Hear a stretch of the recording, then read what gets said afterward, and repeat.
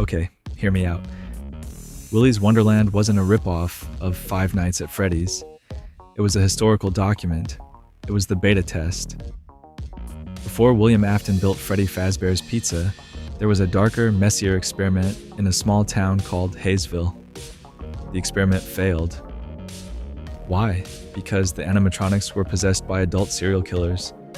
They were too violent, they were too independent, and they got absolutely destroyed by a silent drifter with a caffeine addiction.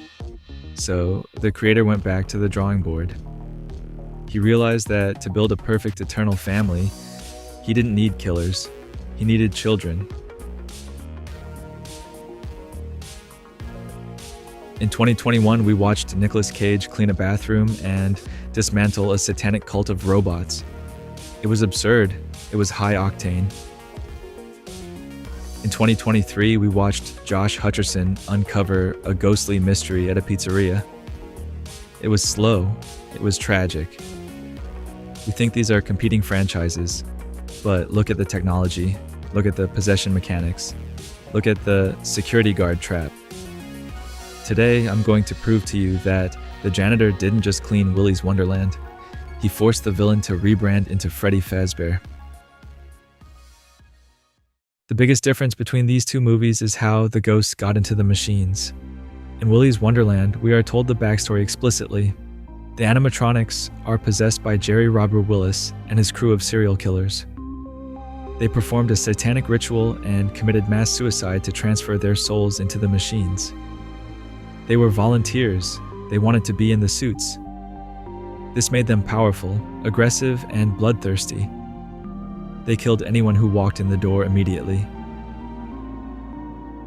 Now look at FNAF. The animatronics are possessed by innocent children.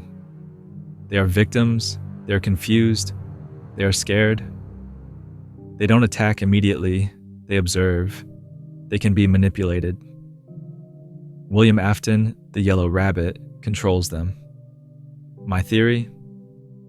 Afton saw what happened at Willy's. He saw that adult souls, the killers, were uncontrollable. They were pure chaos.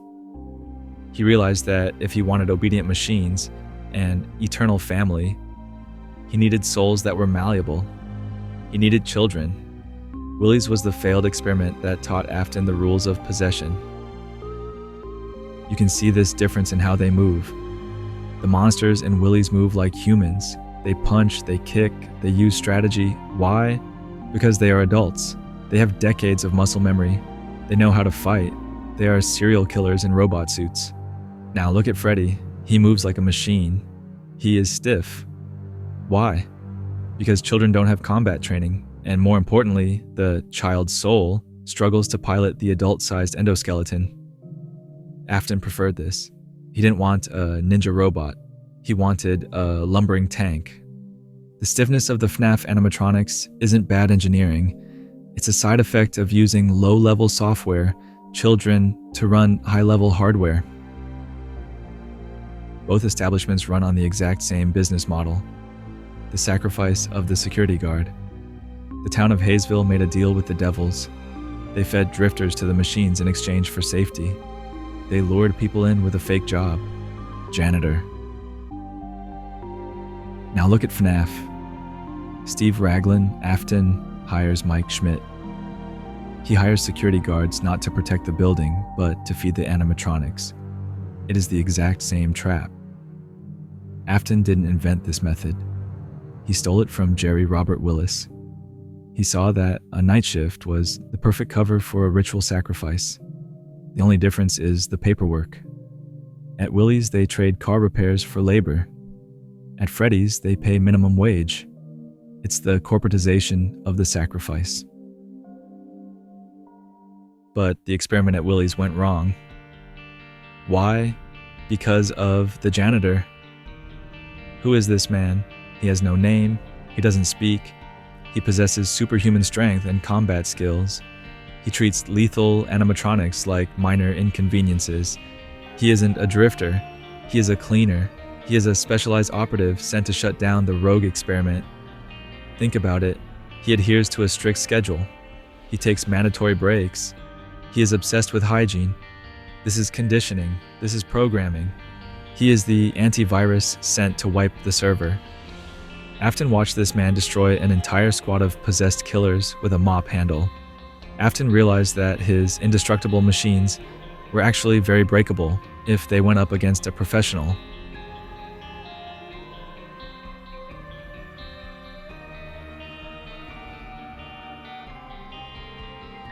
Why doesn't the janitor speak?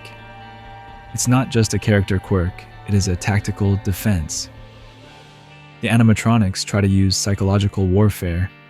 They taunt him, they try to scare him. By refusing to speak, the janitor refuses to engage. He gives them nothing. In demonology and paranormal lore, engaging with the entity gives it power. Acknowledging the fear makes it real. The janitor practices psychic nullification. He ignores their voices. He focuses on the cleaning. He treats them like dirt on the floor, something to be scrubbed away. This renders their psychological attacks useless. He is a blank wall that the ghosts cannot penetrate.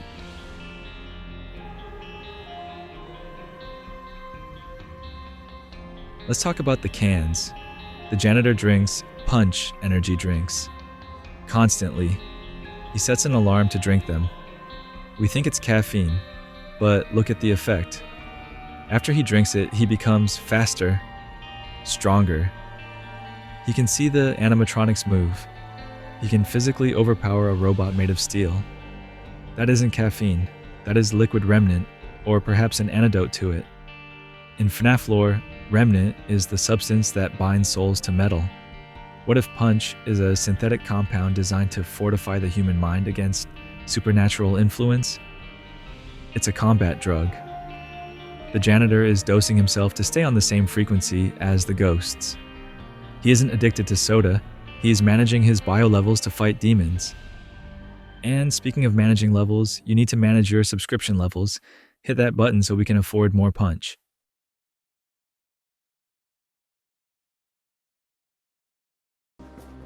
Every horror story needs an insider who tries to warn the hero.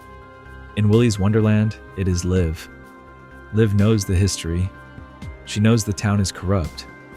She is trying to break the cycle. In FNAF, this role is filled by Vanessa, the cop. Vanessa is Afton's daughter. She's the insider. She knows the history. She tries to warn Mike in her own way. They are the exact same character archetype. My theory? Liv was the first attempt at a guardian. She failed to stop Willy's. Vanessa is the second attempt. Afton saw that having a loose cannon teenager like Liv running around was dangerous. So, when he built Freddy's, he made sure his insider, Vanessa, was under his control. He made her a cop. He put her on the payroll. He learned that to keep a secret, you have to employ the whistleblower. So, where was William Afton during the events of Willy's Wonderland? He was taking notes. In the FNAF movie, we learned that Afton, as Steve Raglan, keeps tabs on everything. I believe Afton was an investor in Willy's Wonderland. It was a partnership. Jerry Willis provided the souls. Afton provided the robotics. It was a joint venture to test the limits of immortality. When the janitor burned Willy's to the ground, Afton didn't intervene. He watched. He saw the flaw in the design. Adult souls retain too much agency. They're too aggressive, they draw too much attention. He cut his losses, took the surviving tech, and moved to a new location to start Phase 2, Freddy Fazbear's Pizza. In the FNAF movie, Afton specifically hires Mike Schmidt. He reads his file. He sees that Mike has anger issues. He sees that Mike beat up a guy in a fountain. Why did Afton want Mike? Because he was looking for another janitor. He saw what the janitor did to Willy's. He saw the efficiency of a man with rage issues. Afton thought he could harness that. He thought, if I can control a guy like the janitor, I have the ultimate weapon. He hired Mike, hoping he would be a violent protector for the animatronics. But he miscalculated. Mike wasn't a cold-blooded killer like the janitor. Mike had a heart. Mike cared about his sister. That empathy is what destroyed Afton's plan. Finally, the fate of the creator. In Willy's Wonderland, Jerry Willis, the lead serial killer, becomes the Weasel. He merges with the machine willingly to gain immortality. Afton follows the same path. He wears the suit. He eventually becomes the suit, Springtrap. But for Afton, it wasn't a ritual. It was a malfunction or destiny. However, the result is the same. The creator becomes the creation. Afton saw that Jerry Willis achieved immortality inside the Weasel. He wanted that power. He spent his whole life trying to replicate the Willy's miracle, and in the end, he got it. He got crushed inside his own invention, just like the serial killers he admired. Let's map the history of the animatronic uprising. 1995, the Jerry Willis murders. Jerry Willis and his cult kill families in Hayesville. They are cornered by the police. They commit the suicide ritual and possess the Willy's Wonderland robots. 1996 to 2000, the beta test. William Afton observes the Willy's anomaly. He studies the hauntings. He realizes that metal can hold a soul. 2000 to 2010, the feeding. Willy's Wonderland operates as a trap for drifters. The town is complicit. Afton takes notes on the security guard lure method. 2015, the janitor incident. The janitor arrives. He destroys the Willy's animatronics. The adult soul experiment is deemed a total loss. 2018, Freddy's rises. Afton opens Freddy Fazbear's Pizza using the refined child soul method.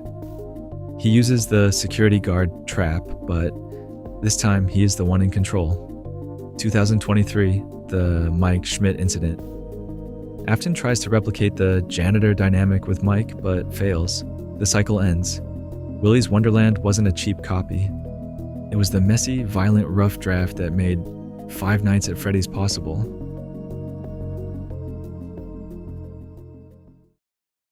So, when you watch Willy's Wonderland, don't just watch Nick Cage play pinball. You are watching the destruction of the prototype. You are watching the event that forced the industry to pivot from serial killers to dead kids.